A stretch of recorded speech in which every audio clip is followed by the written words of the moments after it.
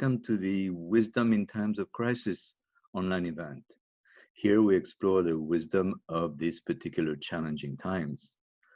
My name is Jeanric, and I have the great pleasure to be in conversation with Francis Lucille today. Francis is a spiritual teacher in the tradition of Advaita Vedanta. And Francis, you were a disciple of Jean Klein, a French Advaita Vedanta teacher from 1975 all the way to his passing in 1998. And Francis, you have a very strong background in science as well. As a young person, you were immersed in it for a few years. And I'm curious, what drew you there, Francis? What drew you to science? Well, I was a good student in high school, so I studied both liberal arts and science. And but when I had a choice to make, I decided for science because at the time I had reached the conclusion that philosophy was leading nowhere. I was wrong, and then so I chose science. And at some point, I had fulfilled all the obligation, I had checked all the cases for happiness according to the happiness recipe book that I had inherited from my parents. So I had a good diploma, good job, I was married, I had children, nice suburban homes, and 2 cars in the driveway. And I was miserable. My job was not interesting. We got divorced. I was sick. And at some point, and I was at the time a scientist and an atheist. And at some point in my misery, I said, God, if you exist, it's time to show up. And God showed up a few months later in the form of a book by Krishnamurti that I purchased in a bookstore in Paris, in the Latin Quarter. And that triggered my seeking for the truth, for liberation. Did that, was that the first time that you were, that you felt that drive? Or, I mean, something took you to buy that book? Yeah, but that which I bought that book because at the time I felt uncomfortable in social situation. I was a little shy, a little self-conscious. So I wanted to, I was trying to get rid of this problem. So I went to the area where they were selling books about psychology, self-help, this kind of books. So that's what my primary intention. But of course, upon reading Krishnamurti, he led me to understand that the root cause of my problem was somewhere else, that it was ultimately in the belief I had to be a limited and separate entity. That already, you got that from reading the first book in Krishnamurti. You were ahead of the game there. Yes. Yes, and then this ultimately got you to meet John Klein. Yes, at some point I wanted to, so it led me to drastically change my life, to change the direction of my career. Somehow my interest for the truth was so strong that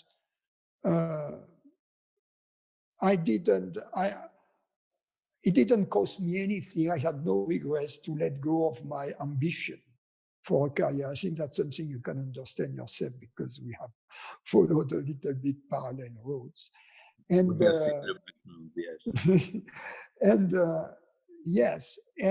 but at some point I wanted to meet someone who would embodied this freedom. And I was seeking for a teacher. And as they say in India, when the disciple is ready, the teacher appears. And he appeared to me in the form of this very civilized, very cultivated gentleman called Jean Klein. What is it that most unites the scientific mind and the drive of the spiritual seeker? What do they have in common? Truth, the love for truth, the love for and seeking reality. And this kind of no bullshit mindset of the scientist. Are there any parts of science, any scientific phenomena, any particular scientific facts that make you come closer to the truth of a non-dual reality? Not at the time, no. But what I understood at the time is that, in fact, the question I had and which was the reason why I became interested in science, in mathematics and physics, in fact, in hard sciences, were in fact metaphysical. In other words, they were philosophical in a sense, rather than scientific. You know, I think it's Schrödinger, one of the founding fathers of quantum mechanics, of modern physics, who said, I'm paraphrasing, but he once said in one of his books, there are two types of people. There are those who marvel at accomplishments, the fact that we discovered America, the fact that we went to the moon, the fact that we created machines that are able to fly or to communicate at distance, etc. And there are others who marvel at the simply because there is something rather than nothing.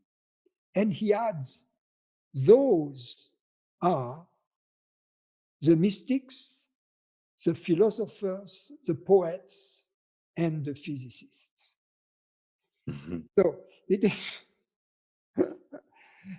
is. So I realized I was not really to be an engineer, but rather a physicist, mathematician, poet, mystic. Yeah, I imagine the career of an engineer, especially I think you were for a while in the weapons system administration. That must have been really difficult to be with. I was developing and testing all kinds of air-to-surface and air-to-air missiles. Wow. You've come a long way, I would say. And so have we all. And so have all the... Are there other examples of great scientists that come to mind that were also mystics? Definitely Schrödinger knew Advaita Vedanta. He had read the books. But others, such as Fermi, Dirac, Oppenheimer, Einstein also had a mystic fiber. Mm-hmm. And when you look back at physics, at mathematics in general, what can you see there that has the flavor of reality, of something bigger than our little minds? You know, for instance, I think what at least physicists they have this. I guess they see their science as the discovery of the laws of nature. And the fact that they have this notion of nature as a whole, and as a whole, the wholeness of which is enforced by laws, the laws of physics, right? So they have this deep intuition of the oneness of reality, right? Yes, they do. And there's something special in mathematics too, I think. There is something special. The same notion of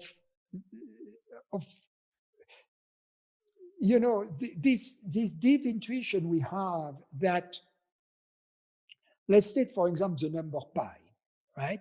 And that if there was somewhere in the confine of the universe a different intelligent species that would be utterly different from the human race, but which would have reached a level of sophistication, of development in their civilization that would be even greater than ours. And if they would have developed mathematics and they would have come across the number pi, you know, pi would be exactly the same. It would be defined, it would be exactly the same value, right? 3.1459, etc. It would be defined in the same ways, either as the ratio between the circumference and the diameter of a circle, or as the sum of a series, you know, one of n square or something like that, you know. So they will have the same definition. So now these two civilizations have never communicated. How is it possible that pi would be the same for them unless pi had some form of existence? Now, pi is not a material thing.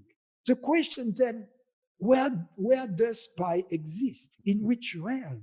You know? So Plato would say, yes, that's my realm, the realm of Platonic ideas, right? Yes, absolutely. That was always what, as when I was young, those ideas fascinated me. You know, what would we find when we meet a different civilization, and what would we have in common? And I had the same reflection as you do. It seems inconceivable that they wouldn't have discovered pi.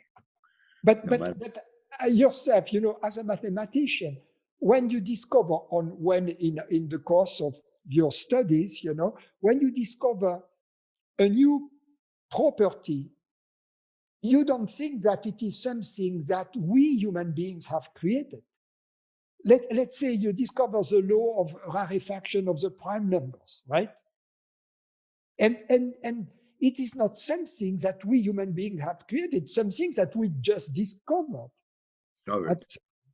So where does that exist? You know, Yes, it's and it's something that's difficult for non-scientists to yeah realize, yeah to understand that these concepts, these are more than human concepts. They yeah exist that they, independently. that They're not there the is creation of the human mind. a level of reality to it which is independent from the human mind. Yes, there is a And level of I think musicians, also artists, they have a similar understanding, you know, that in the realm of beauty, just in mathematics is in the realm of truth about mathematical ideas, but in the realm of beauty, in the realm of, they have this understanding that what a composer, what he puts in on his piece of scale. paper, it's something he receives from a different place. You see, I'm talking about a true composer. I'm not talking here about disco music, of course. Yes, every creator feels like he or she receives from a different realm, and that brings the question, because in some part of the spiritual teachings we say that reality is absolutely unreachable for the mind, right? But here we see pieces that do belong to the realm of the mind and seem to connect to something that is real. Well, you see, the mind is not, the mind doesn't have access to this realm, but this realm has access to the mind. And by accessing the mind, this realm transforms the mind. In other words, through the process of understanding, the mind gets transformed. But the mind doesn't understand. The mind as a biocomputer. You know, in artificial intelligence, they have this Chinese room thought experiment in which, let's take an example. You have a Chinese guy who doesn't speak neither English nor French. He's in a room. In this room, he has all French-English dictionaries at his disposal, a lot of bilingual books. And he's given a set of instructions to apply, which are similar to the set of commands in a program in a translation computer program. So now he's in this room. He's given a text to translate in French. He doesn't speak French nor English. He's Chinese. He starts translating, following one by one the lines, the commands of the program. And the text is relatively simple.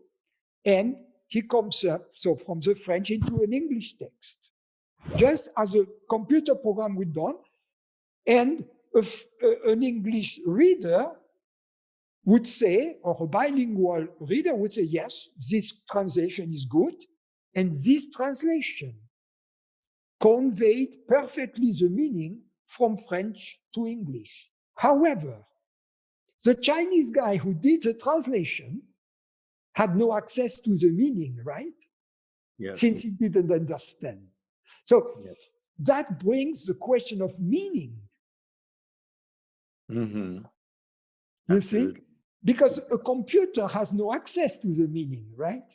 Artificial intelligence somehow doesn't have access to the meaning. True. And where does the meaning live? You know, the meaning is not in the text itself either. Yes. So in this example, if you will, what this Gedanken experiment really illustrates is that a computer and a human brain that is envisioned as in a materialistic version, perspective, as a biocomputer, doesn't have access to meaning. You see, a mechanical thing such as a physical computer, if we say the human, because the common religion in academia right now is that there is no difference between mind and brain, that there is a one-on-one correspondence between mind and brain. Now, brain is a biocomputer. Brain is matter, right? Made of quarks and gluons, right? For me, right? Quarks and gluons. So that's brain. So brain, therefore, with the example of the Chinese rooms that I just mentioned, brain has no access to meaning. Therefore, his mind is brain, mind has no access to meaning. And I agree with that. So I agree, mind is brain, but in this case, we as consciousness have access to meaning. Therefore, we as consciousness are more than mind or brain. Interesting. Yeah. Mm-hmm.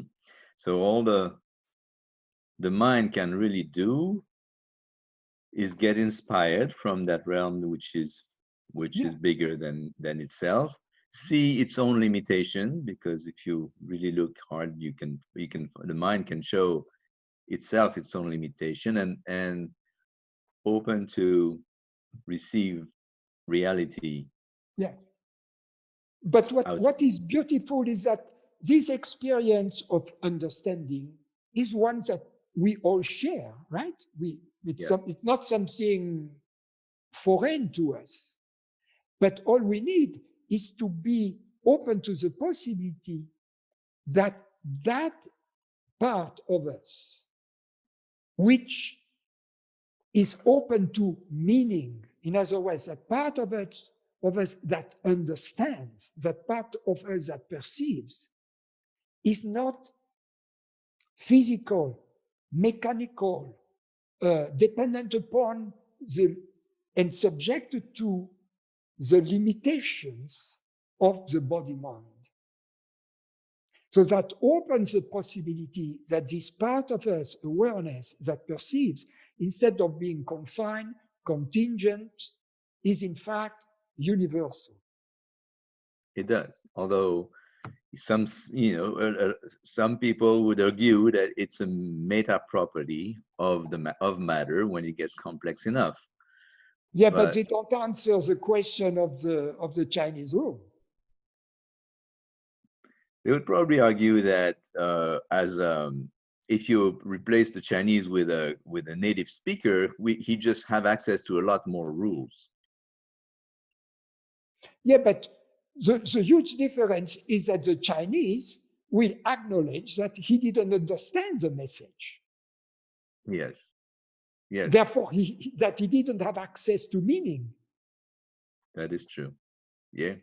I think it's a very good persuasive argument that you have there. I would like to switch the subject a little bit and bring our conversation to the current state of affairs in the world, because I think that's what one of the things that our listeners are eager to hear about. And we are living extraordinary times, with the world virtually brought to a halt by a microscopic piece of DNA that has stopped us in our tracks. And for a lot of people, this is the time where they're going to encounter either death around them, or just simpler their fear of death. The death is going to come to the forefront, and both from a scientific and from a spiritual viewpoint, what would you say to them?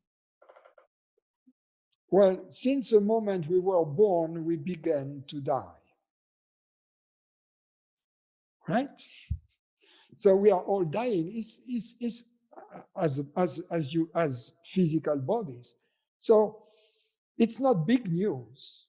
At least to me, it's not big news, right? We knew that already. We just conveniently ignored it. And that's most of mankind.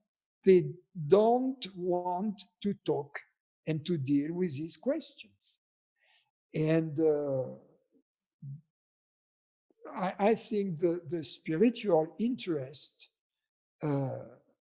arises when we begin to be interested in those questions, because I have news. There is a solution to it. I discovered that. In other words, we don't need to be miserable because there is an end to this body. That's not a good reason to be miserable. But we have to discover why. We have to be interested.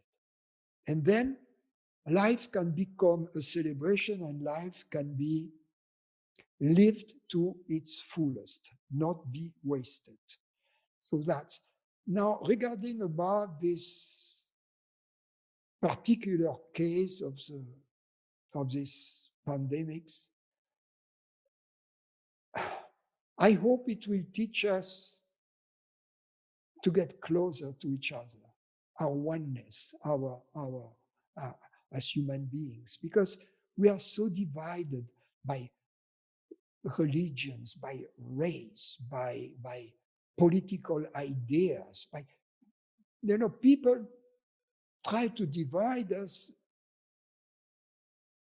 The society in which we live is becoming more and more divided, and more we see the other as the adversary, as the enemy, and so facing a common danger, mortal danger, I hope this will revitalize, instincts of our oneness as human beings. That which unites us is far more important than the petty political, religious uh, uh, uh, uh, belief system that seem to divide us.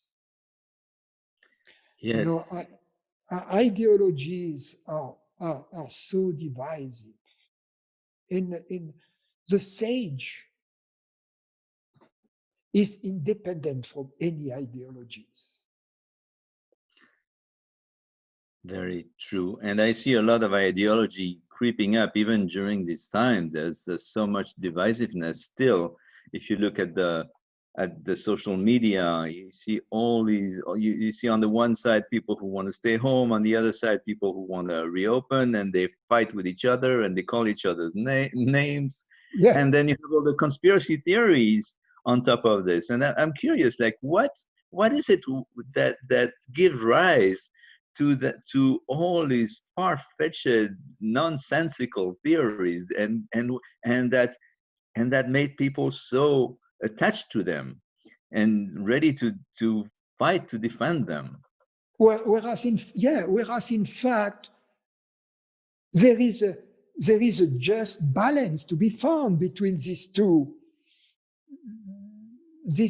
conflicting uh, uh, uh, necessities. You know, on the one hand, uh, you don't want too many people to die. On the other hand, you don't want the economy to go completely down the drain because more people will die because of that.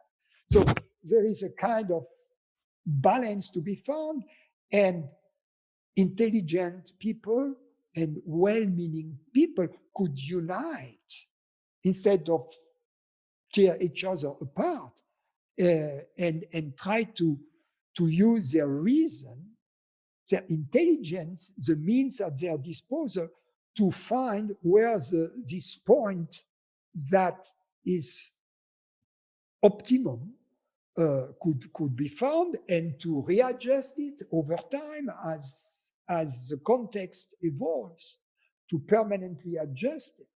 So for a scientific minded people like you and I, this is just a practical problem, right? Yes, and that's what a good government is here for. And Yeah, normally, yeah, because yes, the meaning of politics is this, and it comes from this Greek word polis, which means the city. It's city management. That's what it means. City management. So this road is in a poor shape, and this bridge is in even poor shape. So which one do we fix first with our limited budget? Well, let's start with the bridge because it's more of a problem if the bridge collapses. You know, this type of decision, it has nothing politics, you know, it's just practical matters. yeah, and it becomes so heated and so passionate. And what about all these nonsensical conspiracy theories, Francis? What about the 5G people and the micros and the Bill Gates people and the anti-Fauci people? And you know, those this is what basic psychological need do these represent in the human psyche? What do you think? Well, I'm going to lose a lot of followers, but you know, if you believe that snake oil crystals is going to cure you from cancer, I have a queen in Africa who needs $100,000 and will give me $2 million in exchange if I lend her $100,000. That's your version of the Brooklyn Bridge, Francis. Yeah. Well, okay. Well, another class of people who are in need of help right now is people who are stuck at home with nothing to do, with no work, and in some way no hope as to their economic situation, or getting out of this impasse of this dead end that they see themselves in. In other words, there are a lot of people who might get depressed with the confinement. What would what would you say to people who are on the verge of depression?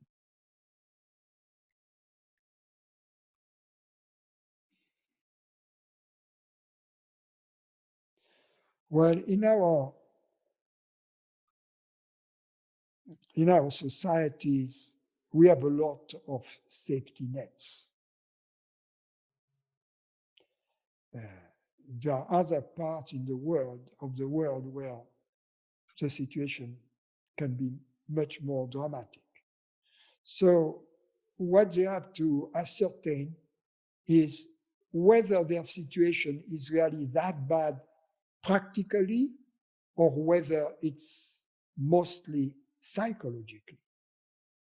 You see, and you will discover that in most cases, it's only psychological. I was born in France during the war. I'm older than you. And the situation was very difficult. We didn't have much to eat. We didn't have a telephone. We didn't have heated houses. We were freezing at night. We didn't have a car. We didn't have a telephone. We didn't have TV. We didn't. And many people at the time even didn't have running water or electricity. So the situation, we didn't have antibiotics, we didn't have, etc. So we were basically in a much more dire situation than these people you mentioned who are confined in their home now are in. You see? Yeah, that's relativizing. They still have internet, they still have their computers, they still watch Netflix, they still talk to their relatives on Skype or whatever. So to this, I say the problem is mostly in your mind. It's psychological. So how would you address, the psychological problem, maybe from a spiritual viewpoint? Yeah, the understanding we need is that psychological problems are going to be endless unless we address their root cause. And the root cause of all psychological misery is this belief that we are a separate and limited entity. A separate and limited entity is eminently in a state of clear and present danger by nature. So as long as this state of clear and present danger prevails, we will be needy. We will be full of fear and desire. In other words, we will experience psychological misery. So the only question then is not to deal with this specific problem. Okay, there is a pandemic now. How do I handle that? I am addicted to tobacco. How do I handle that? My girlfriend or my boyfriend broke up. How do I handle that? That's not the problem. The problem is I believe to be a separate entity. Is that true? For if it is true, the situation is hopeless. Fortunately, it is not true. That's the statement I make. It's up to you to verify it, being helped by those who have already verified it for themselves. That's all. It's very simple. As long, every time we experience psychological suffering, without any exception, we can always trace it back to this belief we have to be a separate entity, a separate consciousness, a separate human being. I would add also, since we were talking earlier on about, this division, every time there is a conflict, we can trace it back to the same belief to be separate. Yes, and I imagine this is also another category of people who might be helped by this process, because confined in our homes, the tempers flare up. There's a lot of conflict coming up, and in some cases, domestic violence. Well, for most people, it doesn't get as dramatic as that, but there's still a lot of misery that comes up, and this would be a good time, a good place to start practicing, actually. So, how do you take someone, that comes up without that has a difficulty just realizing this simple fact that there's only one consciousness? What do you say to them when they are seeing themselves as a separate individual in conflict with the rest of the world? How do you guide them? I don't guide them. I get the hell out of there. I don't, I'm not trying, I'm not trying to convert people. If someone asks for help, yes, I enjoy helping. But if nobody asks for help, I'm not going to show up and say, I am the savior, I'm Jesus, I'm going to help you. No. I'm not suggesting that, but I'm just saying somebody is asking for help with some difficulty. It's not obvious to them. This is a new field. This is something that they feel don't. I tell them what I've just told you. See first that first I would tell them, understand that whatever specific psychological issue you have, even if you find a resolution, for instance, your girlfriend has left you. Let's assume you get over it. Now, will you be happy? Chances are no, because then you need a new relationship, or you need money, or you need this, or you need that, you need to be famous, you need something else. So instead of going after various goals, like getting this, getting that, just seek happiness. Seek happiness. And even have a lower threshold than happiness. Seek not being miserable. That's already good. If you achieve not being miserable, you have walked a long way on this path. So now, how not to be miserable? By following what I was saying earlier, that understanding experientially that every time we experience misery, it's always without exception because we believe to be a separate entity, a separate consciousness, a separate reality. And then, if it is true that we are a separate entity, then misery is unavoidable.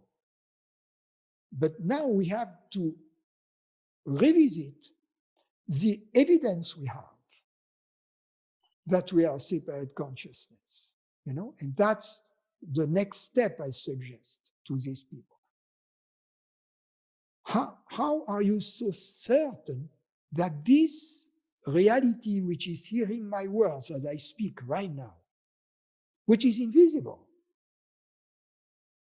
but is real nevertheless, how are you so certain that this reality which is hearing my words, which you call awareness or consciousness, or that you call simply I, because you say, I am hearing the words, I understand them. So that this I dash reality, I dash consciousness dash awareness dash self dash reality, that this I is limited, dependent upon the body.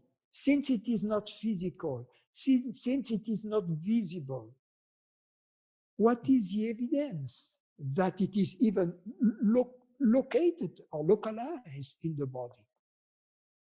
You know, we have inherited from hearsay, from our parents, from our educators, etc., belief systems about this I. Now, what is important is to realize, were our parents happy campers? You know, were they that smart? And our teachers, were they happy? And they were teaching us the way to be happy. Were they actually happy?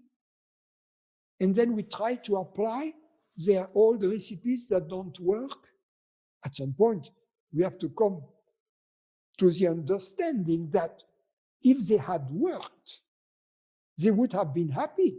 You know, it's like these people that sells you a course, how to become a millionaire, right? Yeah.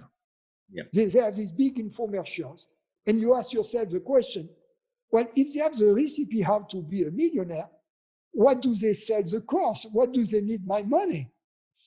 Right? Yeah, it's very similar. Totally. Was this process for you, Francis? Did it happen in in a continuous way, or in a quantum way? Did you make peace with your own mortality, for instance, all of a sudden, or can you remember anything that happened around that? Did you find yourself in a different place one day? In my case, yes, but I don't think that's